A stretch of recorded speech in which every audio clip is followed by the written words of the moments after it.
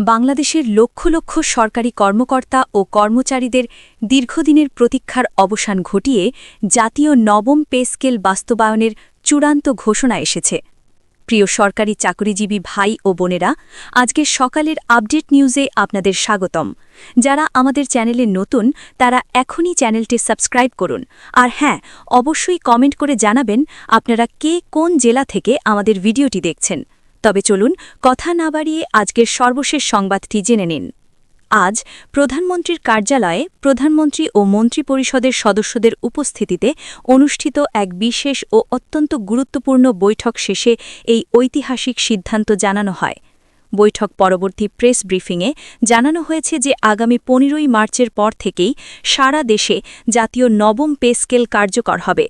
একই সঙ্গে এই নতুন বেতন কাঠামোর আনুষ্ঠানিক গেজেট আগামী এক সপ্তাহের মধ্যেই প্রকাশের কঠোর নির্দেশনা দিয়েছেন মাননীয় প্রধানমন্ত্রী। দীর্ঘদিন ধরে মূল্যস্ফীতি এবং জীবনযাত্রার ব্যয় বৃদ্ধির কারণে সরকারি চাকুরিজীবীদের মধ্যে যে অস্থিরতা ও দাবি ছিল, সেই প্রেক্ষিতে নেওয়া এই সিদ্ধান্তকে প্রশাসনের ভেতরে ও বাইরে একটি মাইল ফলক হিসেবে দেখা হচ্ছে। বৈঠক সূত্রে জানা গেছে যে দেশের বর্তমান সামগ্রিক অর্থনৈতিক বাস্তবতা এবং আন্তর্জাতিক বাজারের প্রভাব বিবেচনায় নিয়ে এবারের পে স্কেলে এমন কিছু কাঠামোগত পরিবর্তন আনা হচ্ছে যা অতীতে কখনো দেখা যায়নি। প্রধানমন্ত্রী বৈঠকে স্পষ্ট করে বলেছেন যে শুধুমাত্র বেতন বৃদ্ধি করা সরকারের লক্ষ্য নয়, বরং একটি টেকসই এবং সময়ের সঙ্গে সামঞ্জস্যপূর্ণ বেতন কাঠামো তৈরি করাই মূল উদ্দেশ্য।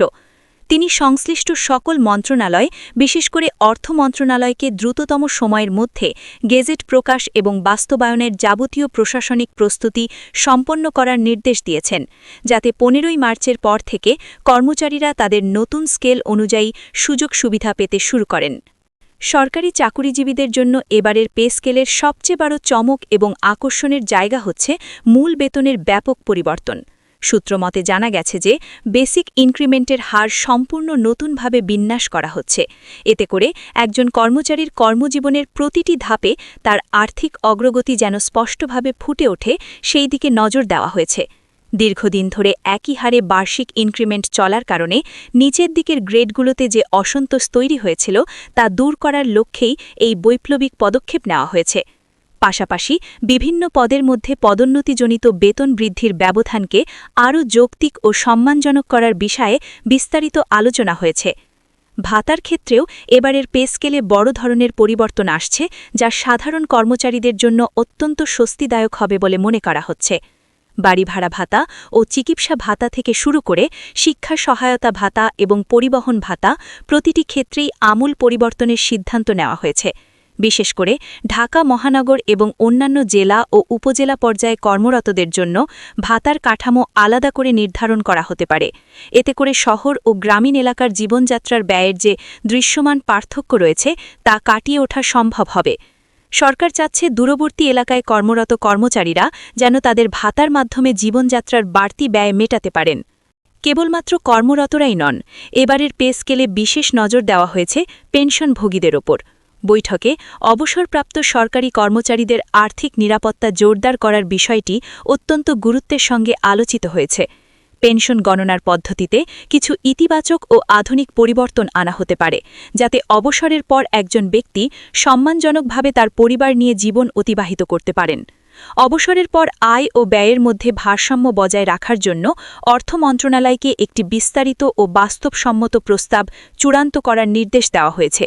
এতে করে বয়স্ক এবং অবসরপ্রাপ্ত কর্মকর্তাদের মধ্যে নতুন করে আশার সঞ্চার হয়েছে। অর্থ মন্ত্রণালয়ের ঊর্ধ্বতন কর্মকর্তারা জানিয়েছেন যে প্রধানমন্ত্রীর নির্দেশ পাওয়ার পর থেকেই তারা কাজ শুরু করে দিয়েছেন। গেজেট প্রকাশের সঙ্গে সঙ্গেই নতুন বেতন কাঠামো অনুযায়ী প্রয়োজনীয় সফটওয়্যার আপডেট এবং হিসাবরক্ষণ পদ্ধতি সংশোধনের কাজ সম্পন্ন করা হবে। সংশ্লিষ্ট সকল সরকারি দপ্তরগুলোতে দ্রুততম সময়ে নির্দেশনা পাঠানো হবে, যাতে ১৫ই মার্চের পর কার্যকর হওয়া পে স্কেল বাস্তবায়নে কোথাও কোনো জটিলতা না থাকে। বিশেষ করে মাসের শেষে বেতন বিল প্রস্তুত ও বিতরণের ক্ষেত্রে যেন কোনো ধরনের বিলম্ব না হয়, সেই বিষয়ে সচিবালয় থেকে কঠোর তদারকির ব্যবস্থা করা হয়েছে। সরকারি চাকুরিজীবীদের বিভিন্ন পেশাজীবী সংগঠন ও ঐক্য পরিষদ এই ঘোষণাকে স্বাগত জানিয়েছে। তারা বলছেন যে দীর্ঘ সময় ধরে নতুন পে স্কেল না থাকায় এবং নিত্যপণ্যের দাম অস্বাভাবিকভাবে বেড়ে যাওয়ায় মধ্যম ও নিম্ন আয়ের চাকুরিজীবীদের জীবন দুর্বিষহ হয়ে পড়েছিল। বর্তমান বেতন কাঠামো অনেকের জন্যই পরিবারের ভরণ-পোষণের জন্য অপ্রতুল ছিল। নতুন এই পে স্কেল বাস্তবায়নের মাধ্যমে সেই মানসিক ও আর্থিক চাপ কিছুটা হলেও লাঘব হবে বলে তারা আশা প্রকাশ করছেন। সংগঠনের নেতারা প্রধানমন্ত্রীর এই সাহসী সিদ্ধান্তের জন্য তাকে ধন্যবাদ জানিয়েছেন। তবে দেশের অর্থনীতিবিদদের একটি অংশ পে স্কেল বাস্তবায়নের ক্ষেত্রে কিছু সতর্ক বার্তা দিয়েছেন। তাদের মতে বড় পরিসরে বেতন বৃদ্ধি হলে সরকারি কোষাগার থেকে বিশাল অঙ্কের অর্থ খরচ হবে। সেক্ষেত্রে সরকারের রাজস্ব আহরণ বাড়ানো এবং ব্যয় ব্যবস্থাপনায় অধিকতর দক্ষতা আনা জরুরি। তা না হলে বাজেট ঘাটতির ওপর বাড়তি চাপ তৈরি হওয়ার সম্ভাবনা থাকে। তবে সরকার আশ্বস্ত করেছে যে তারা দেশের সার্বিক অর্থনীতি এবং আভ্যন্তরীণ সম্পদ বিবেচনায় নিয়েই এই বাস্তবায়ন প্রক্রিয়া এগিয়ে নিয়ে যাওয়ার পরিকল্পনা করেছে। কোনোভাবেই যেন সাধারণ মানুষের ওপর এর নেতিবাচক প্রভাব না পড়ে সেই দিকটি লক্ষ্য রাখা হচ্ছে। বিশেষজ্ঞদের মতে একটি আধুনিক ও যুগোপযোগী পে স্কেল কেবলমাত্র কর্মচারীদের আর্থিক স্বস্তিই দেয় না, বরং এটি আধরাশিক ক্ষমতা বৃদ্ধিতেও সহায়ক ভূমিকা পালন করে। কর্মচারীরা যখন পর্যাপ্ত বেতন ও ভাতা পাবেন তখন তাদের কাজের প্রতি একাগ্রতা বাড়বে এবং প্রশাসনিক দুর্নীতির প্রবণতা অনেকাংশে কমে আসবে। প্রধানমন্ত্রীর বক্তব্যেও এই বিষয়টি ফুটে উঠেছে। তিনি বলেছেন যে জনগণের দোরগোড়ায় নিরবিচ্ছিন্ন সেবা নিশ্চিত করতে হলে মাঠ পর্যায়ের কর্মচারীদের মনোবল দৃঢ় রাখা অত্যন্ত জরুরি। মানসিকভাবে তারা নিশ্চিন্ত থাকলে রাষ্ট্রীয় কাজে তার প্রতিফলন ঘটবে। সাধারণ মানুষের মধ্যেও এই নতুন বেতন কাঠামো নিয়ে নানা ধরনের কৌতূহল ও আলোচনা চলছে। বাজার বিশ্লেষকদের কেউ কেউ মনে করছেন সরকারি চাকুরিজীবীদের হাতে অতিরিক্ত অর্থ এলে বাজারে নগদ প্রবাহ বাড়বে, যা সামগ্রিক অর্থনীতিতে চাঙা ভাব আনতে পারে। আবার ক্ষুদ্র ব্যবসায়ীদের একাংশ আশঙ্কা করছেন যে বেতন বাড়ার অজুহাতে নিত্যপণ্যের বাজারে সিন্ডিকেট কারসাজি হতে পারে।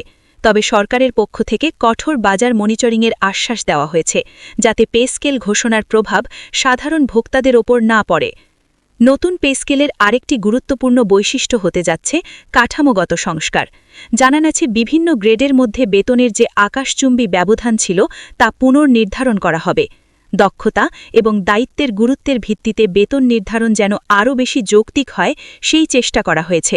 এতে করে প্রশাসনের বিভিন্ন স্তরের মধ্যে ভারসাম্য বজায় থাকবে এবং দীর্ঘমেয়াদে একটি স্থিতিশীল বেতন ব্যবস্থা বাংলাদেশে গড়ে উঠবে। সরকারি সূত্রগুলো বলছে যে গেজেট প্রকাশের পর যখন বিস্তারিত নির্দেশিকা আসবে তখন বেতন এবং ইনক্রিমেন্ট সংক্রান্ত প্রতিটি বিষয়ে স্পষ্ট ব্যাখ্যা থাকবে, যাতে মাঠ পর্যায়ের কোনো দপ্তরে বিভ্রান্তি তৈরি না হয়। সার্বিকভাবে বলা যায় যে জাতীয় নবম পে স্কেলের এই আনুষ্ঠানিক ঘোষণা দেশের সরকারি কর্মকর্তাদের জন্য একটি অনেক বড় আনন্দের সংবাদ। আগামী 15ই মার্চের সেই ক্ষণের জন্য এখন সবাই অধীর আগ্রহে অপেক্ষা করছেন। গেজেট প্রকাশ থেকে শুরু করে বাস্তবায়নের প্রতিটি ধাপে এখন সাধারণ মানুষের নজর থাকবে। সরকার যে অভূতপূর্ব পরিবর্তনের অঙ্গীকার করেছে তা বাস্তবায়িত হলে বাংলাদেশের প্রশাসনিক কাঠামোতে এক নতুন গতির সঞ্চার হবে বলে আশা করা যাচ্ছে। দীর্ঘ প্রতীক্ষার এই অবসান শেষ পর্যন্ত কতটা ফলপ্রসূ হয় তা এখন সময়ের ব্যাপার। ভিডিওটি খুবই জরুরি, তাই দয়া করে সবার সাথে ভিডিওটি শেয়ার করতে ভুলবেন না। আর নতুন ভিডিও আপডেট পেতে এখনই চ্যানেলটি সাবস্ক্রাইব করুন।